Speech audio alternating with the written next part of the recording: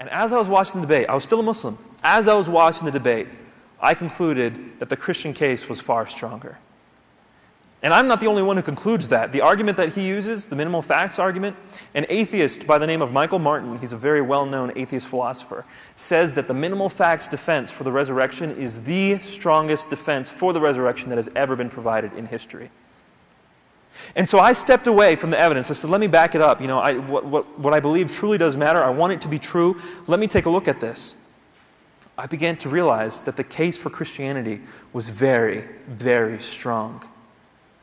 But I didn't accept it. And this is hard to explain, but the reason I didn't accept it was because of subconscious factors. There was a lot I would have to give up if I were to become a Christian. I didn't realize this. This wasn't at the tip of my head. But there was a lot I was going to have to give up. And the biggest one, right? Chapter 5, verse 72 of the Quran makes it very clear. If you believe Jesus is God, you are going to hell. Chapter 5, verse 72 of the Quran, is classified as the only unforgivable sin, shirk, believing someone other than Allah is God, and the example that's given there is Jesus. So if I'm wrong about this, I'm going to hell forever. That didn't quite bother me as much as the other two, though. The next one was Muslims, if they leave their Islamic faith, even here in the United States, they are often killed for it. Now, around the world, definitely, all four schools of Sunni thought believe in the law of apostasy, Sunni being one of the major divisions of Islam. All three schools of Shia thought believe in the law of apostasy. Under certain circumstances, you can be killed for leaving your faith. But even here, that very year, 2004, a family in New Jersey was stabbed to death because they accepted Christ and left Islam. But the biggest issue for me was that if I, as the only son in my family, accepted Christ, my family would feel like I had stabbed them in the heart. I mean, my mom and my dad, who loved me so much, who cared for me, who raised me, who gave up everything for me, would feel like I was attacking them. You have to understand, Islam for Muslims is more than just a set of beliefs. It's their identity. And our parents were not just followers of Islam. They lived Islam. Islam was their life, as it was mine. And to leave it would be like betrayal. I didn't realize this. This wasn't something I was consciously thinking. I just looked at the evidence and I said, oh, I'm not convinced. But the thing that was keeping me from being convinced was the cost that I would have to pay, subconsciously. And so I began to pray. And I prayed fervently. And I prayed to God. I said, God, I have come to a point where I realize that I cannot figure out who you are. You have to tell me who you are. And if you will tell me to be a Christian and to follow Jesus, I will follow you. And if you tell me to stay a Muslim, I will follow you. Just give me a vision, give me a dream, give me something so that I know you're telling me what's the truth. And He did. He gave me a vision, and He gave me 3 dreams over the course of a few months. And I can't go into the details today, because you guys got in for free, right? If you paid, I'd give you details. I can't give you details today, but I will tell you this. Through the vision and through the dreams, I realized that I had been given an invitation into heaven, and the only way I could accept that, the only way I could get into heaven is if I accepted that invitation, the gospel message. And that's the only way I would be saved. Otherwise, I would be lost. God made this abundantly clear to me through dreams and visions, as He does with many Muslims around the world, by the way. And it was at that point that I was able to get away from the argumentation, get away from the debates and all that, and just really focus on the message. I couldn't hear the gospel message before this point. It just did not make sense to me. But at this point, when I realized how much was at stake and God was showing me things, and I had evidence and I had spiritual guidance, now I heard the message. And the Christian message is this: we have separated ourselves from God, our loving Father, through our sins. Now, as a Muslim, that didn't make any sense to me, because as a Muslim, I believe that if you do bad deeds, you can just do good deeds and you'll kind of cover them up. It'll be taken care of, you know? If you run through one red light, stop at the next one twice, you know? You'll be okay. You know, just, it's all, you know, at the end, just do more good than bad and you'll be fine. But what I realized when I really listened to the Christian message and understood it, I realized that sin is not like that at all. In fact, what makes sin so devastating is that God is holy. What does holy mean? Holy means set apart. It means God is above, is beyond. He's set apart from everything. And who is God? God is life. God is love. God is goodness. God is joy. God is hope. God is peace. God is purpose. And if I sin, what I am doing is I am intentionally removing myself from all of that. I'm removing myself from life, from love, from joy, from hope, from peace, from purpose. I am taking myself away from the source of all goodness when I sin. I am destroying my soul because sin is devastating. It's not just I can do more good things than bad. No, I'm supposed to do good anyway. The sin destroys you. I heard that message and I grasped it. And then I realized, wait a minute.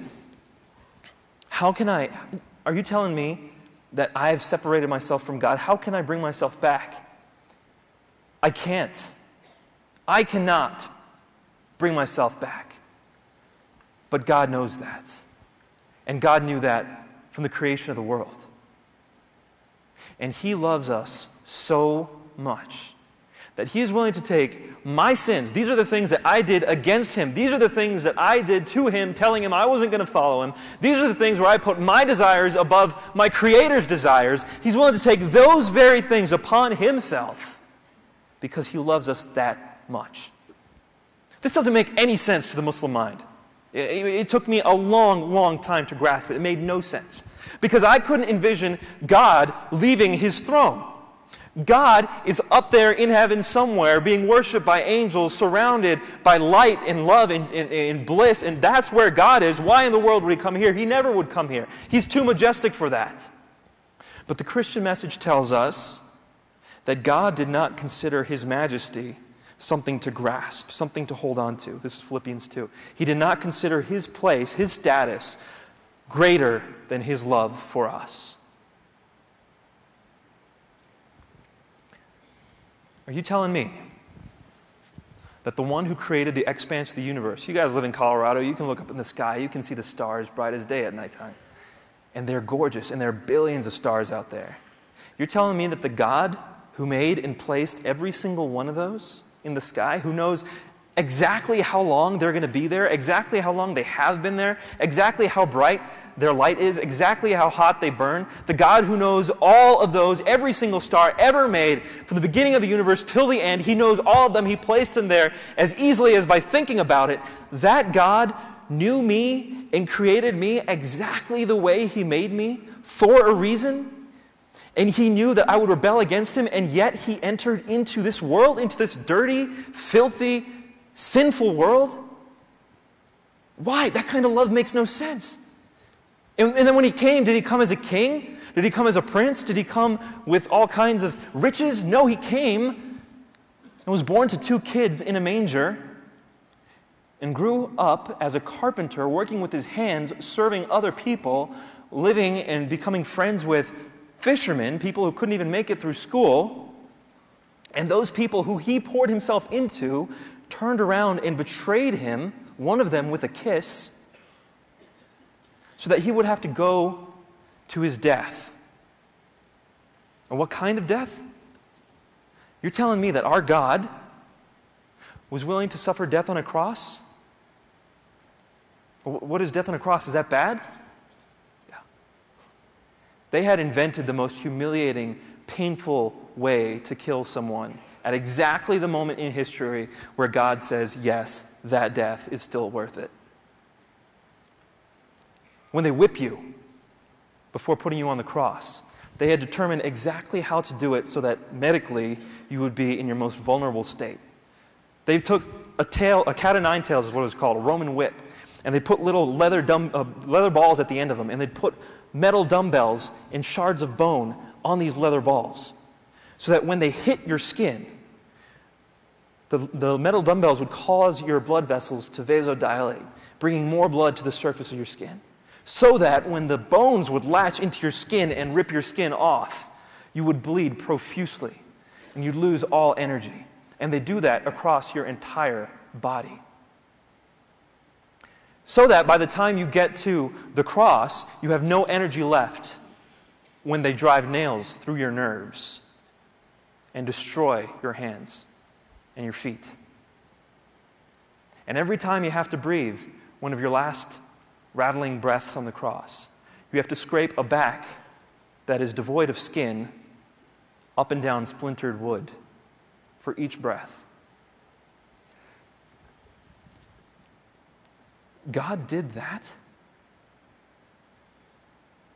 He loves us that much? It's incomprehensible. But we know it's true. We know it's true.